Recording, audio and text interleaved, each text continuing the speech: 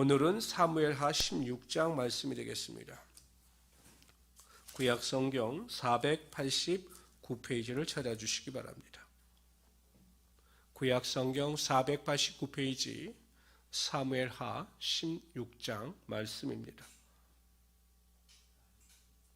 우리 다 같이 먼저 1절부터 4절까지 우리 한 목소리로 읽도록 하겠습니다. 다윗이 마루턱을 조금 지나니 무비보셋의 종 시바가 안장 지은 두 나귀에 떡 200개와 건포도 100송이와 여름 과일 100개와 포도주 한 가죽 부대를 싣고 다윗을 맞는지라.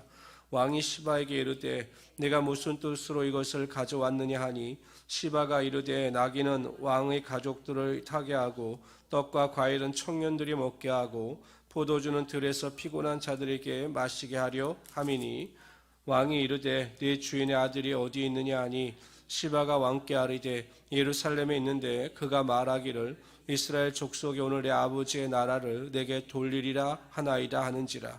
왕이 시바에게 이르되 무비보셋에게 있는 것이 다 내 것이라 하니라. 시바가 이르되 내가 저러나이다. 내 주 왕이여 내가 왕 앞에서 은혜를 입게 하옵소서 하니라. 요나단의 아들 무비보셋의 시종 시바가 다윗이 길을 떠나고 있는데 찾아와서 나귀와 그 외에 필요한 모든 과일과 포도주를 제공합니다. 다윗이 시바에게 묻습니다. 무비보셋은 어떻게 됐느냐라고 물었더니 시바가 거짓말을 합니다. 이번 쿠데타 반역을 통해서 그 아버지의 권력을 다시 우리에게 돌리려 한다. 마치 그 반역에 무비보셋이 동참한 것처럼 거짓말을 합니다. 이 말을 듣고 다윗은 그 말을 곧이곧대로 믿었습니다. 그래서 시바에게 무비보셋에게 하사했던 모든 재산이 다 내 것이다 이렇게 선포를 하고 맙니다. 아무리 지혜로운 다윗이라 할지라도 무비보셋의 시종 시바가 마음을 먹고 속이려고 하니 그 말에 속을 수밖에 없었던 것입니다. 바로 여기에 성도들이 깨어 있어야 하는 이유가 있습니다. 우리가 살아가는 이 시대에도 사단은 성도들을 끊임없이 미혹하여 믿음에서 멀어지게 하거나 잘못된 길을 걸어가게 만듭니다. 온갖 방법과 온갖 술책을 다 동원합니다. 만일 성도들이 말씀과 성령과 기도 안에서 깨어있지 않다면 언제든지 다윗처럼 속아서 넘어지거나 믿음에서 멀어질 수 있습니다. 그러므로 우리 성도님들은 자고하지 아니하고 항상 믿음 안에서 성령과 말씀과 기도로 깨어있어서 진리와 또한 은혜 가운데 거하며 살아갈 수 있는 우리 성도들이 되시기를 바랍니다. 우리 5절부터 14절까지 읽도록 하겠습니다. 다윗 왕이 바울음에 이름에 거기서 사울의 친족 한 사람이 나오니 게라의 아들이요 이름은 시므이라. 그가 나오면서 계속하여 저주하고 또 다윗과 다윗 왕의 모든 신하들을 향하여 돌을 던지니 그때의 모든 백성과 용사들은 다 왕의 좌우에 있었더라. 시므이가 저주하는 가운데 이와 같이 말하니라. 피를 흘린 사악한 자요 가거라 가거라. 사울의 족속의 모든 피를 여호와께서 내게 돌리셨도다. 그를 이어서 내가 왕이 되었으나 여호와께서 나라를 네 아들 압살롬의 손에 넘기셨도다. 보라 너는 피를 흘린 자이므로 화를 자초하였느니라 하는지라. 수르아의 아들 아비새가 왕께 여짜오되 이 죽은 개가 어찌 내 왕을 저주하리이까. 청하건대 내가 건너가서 그의 머리를 베게 하소서 하니 왕이 이르되 수르아의 아들들아 내가 너희와 무슨 상관이 있느냐. 그가 저주하는 것은 여호와께서 그에게 다윗을 저주하라 하심이니 네가 어찌하여 그리하였느냐 할 자가 누구겠느냐 하고 또 다윗이 아비새와 모든 신하들에게 이르되 내 몸에서 난 아들도 내 생명을 해하려 하거든 하물며 이 베냐민 사람이랴. 여호와께서 그에게 명령하신 것이 그가 저주하게 버려두라. 혹시 여호와께서 나의 원통함을 감찰하시리니 오늘 그 저주 때문에 여호와께서 손으로 내게 갚아주시리라 하고 다윗과 그의 추종자들이 길을 갈 때 시므이는 산비탈로 따라가면서 저주하고 그를 향하여 돌을 던지며 먼지를 날리더라. 왕과 그와 함께 있는 백성들이 다 피곤하여 한 곳에 이르러 거기서 쉬니라. 시므이의 저주와 그것을 받아들이는 다윗의 모습이 나타나고 있습니다. 시므이는 지금 당장의 모습만 보고 마치 하나님께서 다윗을 심판하고 과거에 지었던 다윗의 죄에 대하여 응답이 응답하시는 것이다 라고 생각을 했습니다. 그래서 막 다윗을 저주하죠. 이에 아비새가 나서서 내가 그를 죽이겠다라고 다윗에게 말을 하지만 다윗은 그것을 저지합니다. 말하기를 혹 그를 통해서 하나님께서 말하시는 것일 줄도 모르니 오히려 그것을 내가 순순히 받아들이면 되는 것이고 또 오히려 하나님께서 그를 통하여 선을 이루실 수 있다라고 아비셋을 말립니다. 로마서 12장 19절에 보면 내 사랑하는 자이들아 너희가 친히 원수를 갚지 말고 진노하심에 맡기라 기록되었을 때 원수 갚는 것이 내게 있으니 내가 갚으리라 주께서 말씀하시느니라 라고 말씀하셨습니다.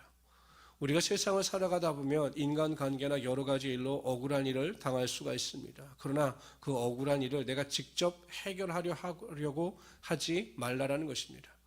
모든 관계에 있어서 당하는 모든 억울함을 하나님 앞에 온전히 맡기게 되면 하나님께서 그 문제를 해결하여 주시고 또 그 문제를 통하여 우리의 삶에 오히려 축복의 능력이 임하게 하여 주신다는 것입니다.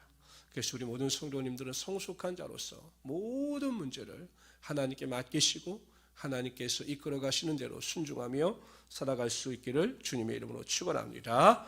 15절부터 23절까지 읽도록 하겠습니다.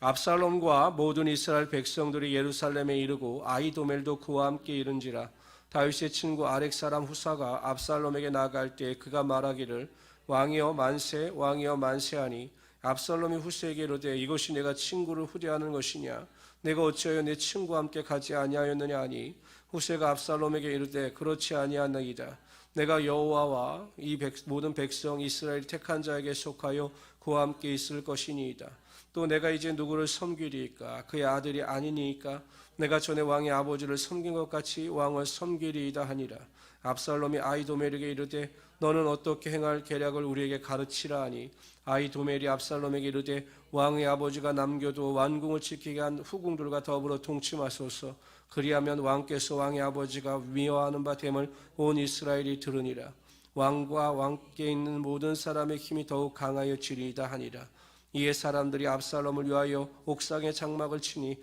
압살롬이 온 이스라엘 무리의 눈앞에서 그의 아버지 후궁들과 더불어 동침하니라 그때 아히도멜이 베푸는 계략은 사람이 하나님께 물어서 받은 말씀과 같은 것이라 아히도멜의 모든 계략은 다윗에게 압살롬에게나 그와 같이 여겨졌더라. 후세의 위장 전형과 아히도멜의 악한 계략이 나타나고 있습니다. 압살롬이 아히도멜에게 어떻게 해야 왕권을 강화할 수 있겠느냐라고 묻습니다. 그랬더니 다윗의 후궁들을 취하여 동침하라 이렇게 이야기합니다. 그래서 압살롬이 그 아히도멜의 말을 듣고 그 후궁들과 동침하죠. 그런데 어찌 보면 이것은 하나님께서 다윗에게 말씀하신 예언의 말씀이 성취되는 것입니다. 바세바의 범죄에 의해 하나님께서는 대낮에 백주 대낮에 이러한 일이 다윗에게 일어날 것이다라고 예언을 하셨고 마침내 그 예언이 성취된 것이죠. 그러나 한편으로는 압살롬이나 아히도멜이나 자신의 왕권과 자신의 왕의 왕권을 강화하기 위해서 가장 지혜로운 방법을 썼다 할지라도 이것은 하나님의 말씀에 어긋나는 행위였습니다. 왜냐하면 하나님께서는 율법에 분명히 아버지의 부인, 후첩이라도 취하지 말 것을 분명히 말씀하셨기 때문입니다. 그 아히도멜에 대해서 보면 굉장히 지략이 뛰어나다. 하나님의 말씀에 버금나는 지략가였다라고 말하고 있습니다. 그러나 그의 뛰어난 지략이 있다 할지라도 그가 하나님의 말씀에 어긋나는 지혜를 가지고 있었다면 하나님께서는 반드시 그것을 심판하시는 것입니다. 나중에 보면 이 아히도멜은 스스로 자신이 목숨을 끊습니다. 결국 하나님께서 하나님의 말씀에 순종하지 못하는 자에게 그러한 심판을 내리신 것입니다. 우리가 이 세상을 살아갈 때 삶의 기준은 하나님의 말씀입니다.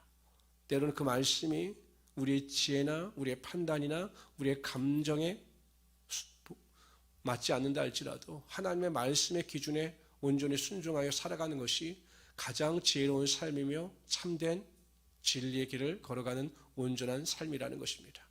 그래서 우리 모든 성도님들은 무엇을 하시든 간에 무엇을 결정하시든 간에 항상 하나님의 말씀이 여러분의 삶의 기준이 되고 좌표가 되어서 그 말씀대로 순종하심으로 세상에 감당할 수 없는 하나님의 놀라운 은혜와 능력을 맛보며 살아가시는 우리 귀한 성도들이 되시기를 주님의 이름으로 축원합니다. 그래서 오늘 하루도 믿음으로 기도하실 때마다 하나님 오늘도 내 지혜와 내 판단으로 살아가는 것이 아니라 하나님의 말씀대로 살아갈 수 있는 하루가 되게 하여 주시옵소서라고 기도하셔서 오늘 하루도 믿음 안에서 넉넉히 이기실 수 있는 우리 성도들이 되시기를 주님의 이름으로 축원합니다.